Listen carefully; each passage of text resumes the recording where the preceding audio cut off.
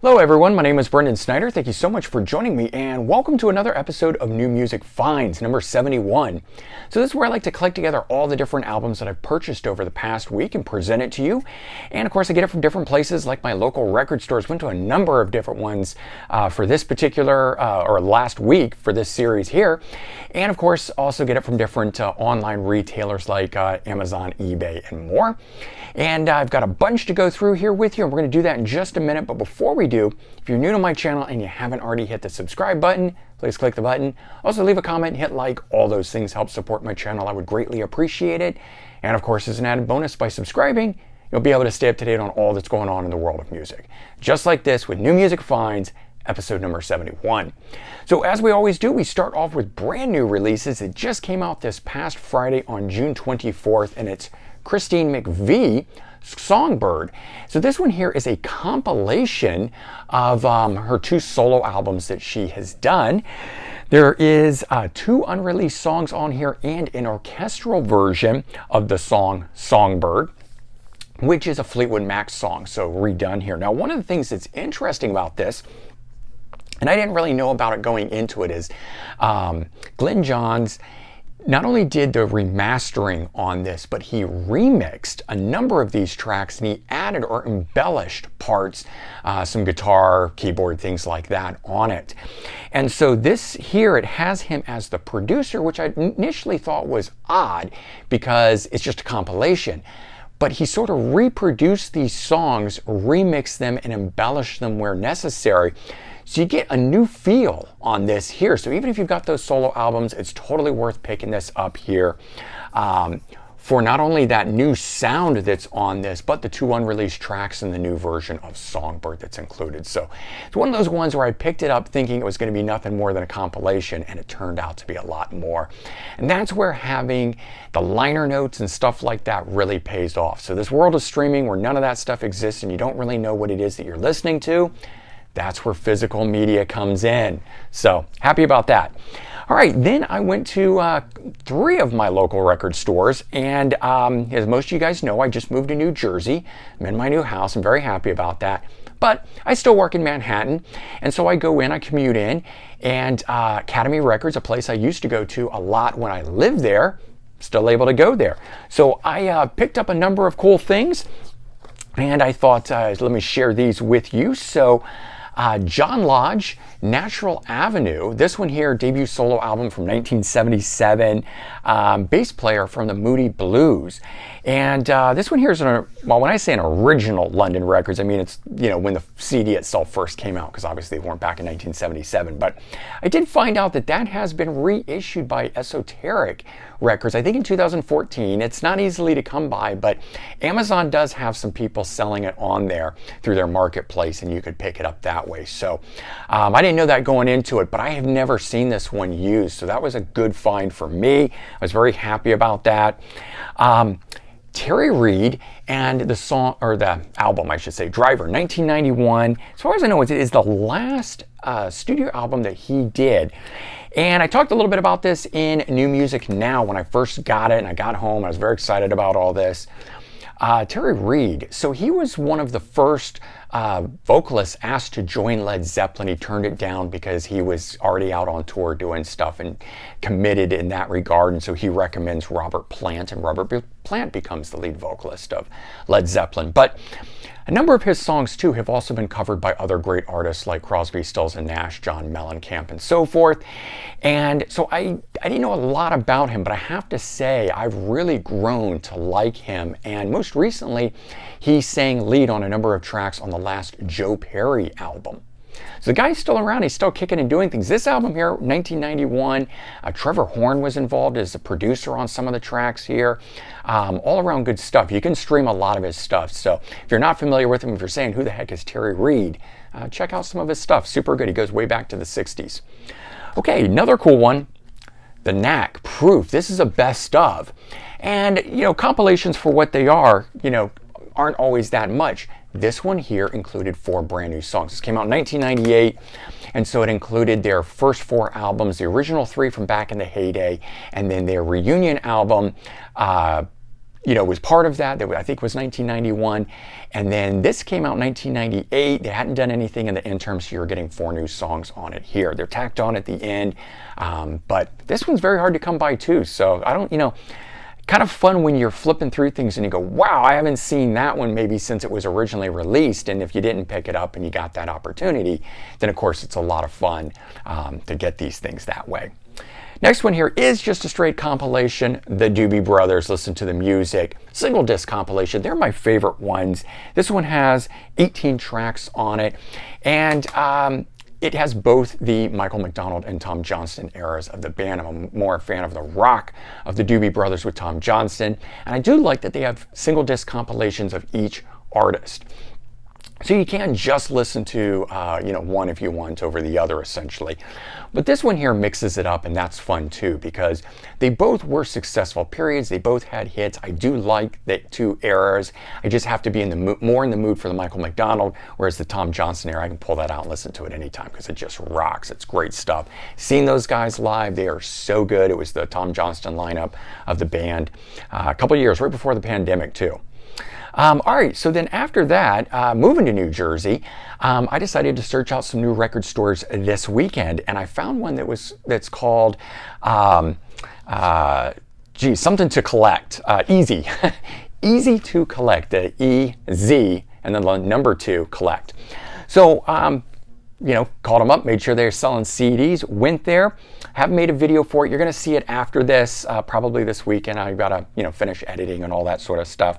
So you will see it. It'll be a record store experience type video. So this here, though, I didn't walk out with much, but I got a couple cool things.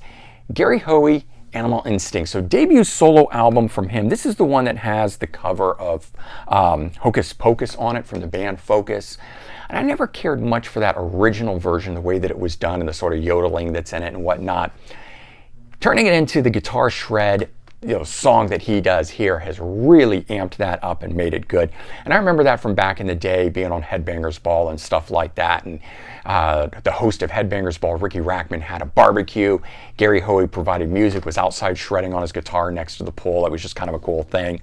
And of course, Gary Hoey, before this album, had also been part of, a more traditional metal band called Heavy Bones, and that had Frankie Banali in it from Quiet Riot, and it had the lead vocalist from Cats and Boots and stuff like that. So a lot of cool guys made that. It was sort of like a little mini super group kind of a thing. And that's a great album too.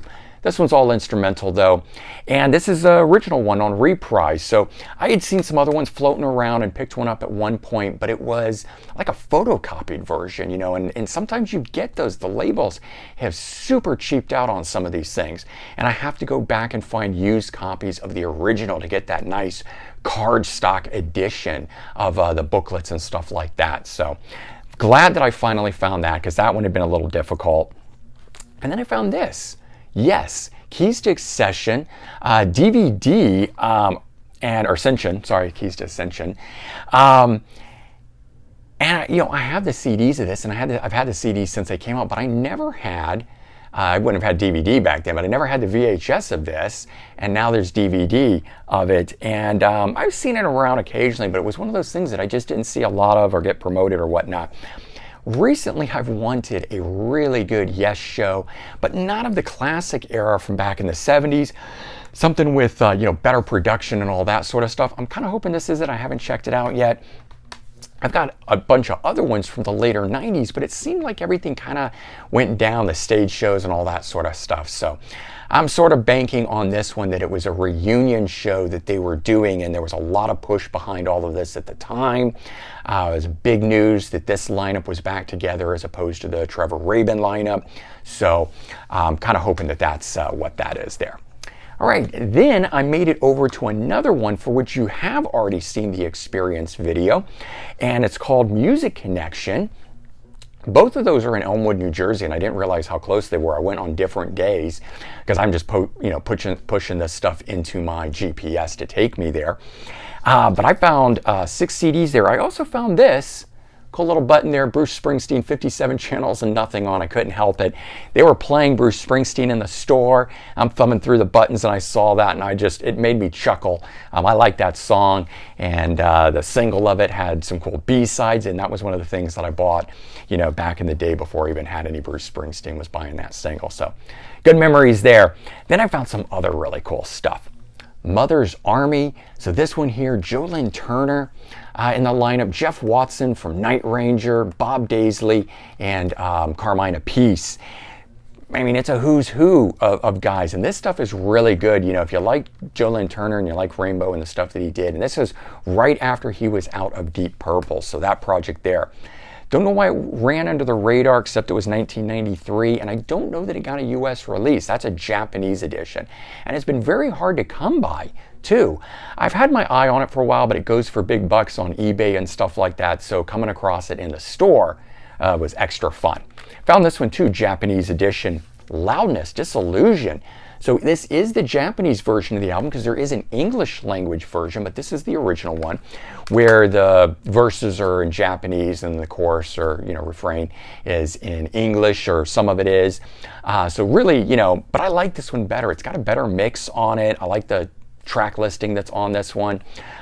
So just the way that this whole thing goes. Plus, it's just got a better album cover. I mean, look at that thing. I think it's great. If you know the English version, it's just a photo of the band on it, and it sort of takes all the power out of it. They should have left that. So that was a good find. That one was actually new. This one was new too. Axe, Rock and Roll Party in the Streets. It covers 6 albums, and it's got a selection of tracks from each one of those. It's got some bonus tracks on here. And then some of the songs are re-recorded, but not all of them. You do get some classics on here, the original versions, but I like that it's a compilation that mixes up nearly their whole career, because I do think they've had another album. They have had another album, in fact, just a few years ago. Really good. Popping back into my brain. But this one here goes through Axe in 79, Living on the Edge in 80, Offering 1981, Nemesis 83, so that original period. Then they reform in 2000, made the album 5, and The Crown in 2001, and then most recently they've done another one. So very good stuff. It's on the Deadline label, and they're kind of hit or miss sometimes, but this one was good. Definitely enjoying that. There's another one in here that I'll speak to about the Deadline issue. Jeff Beck, Flash. I just picked this up because Jeff Beck's in the news right now with Johnny Depp and that album that he's getting ready to put out. And I had a couple, 3 actually, Jeff Beck albums, classic stuff from back in the day. But this one here I picked up because it has People Get Ready on it. And I was listening to it before I picked it up, and it had a distinct 80s feel to it. Now, maybe a lot of people don't like it for that reason. I love it. And I just have to say that the album that has surprised me the most out of all this stuff that I bought, Jeff Beck, Flash. In fact, I've ordered some more Jeff Beck, a little box set of 5 CDs of his. So I'm super excited about that, and I think it's due to come tomorrow. Kind of hope so. I picked up this, A Romantic's Greatest Hits, simply called What I Like About You, Big Hit, and Other Romantic Hits. Now, something I knew but completely had forgotten about, because when I was picking this up, I was like, oh yeah, I know that song. I'll pick up this to see kind of what else was the hits.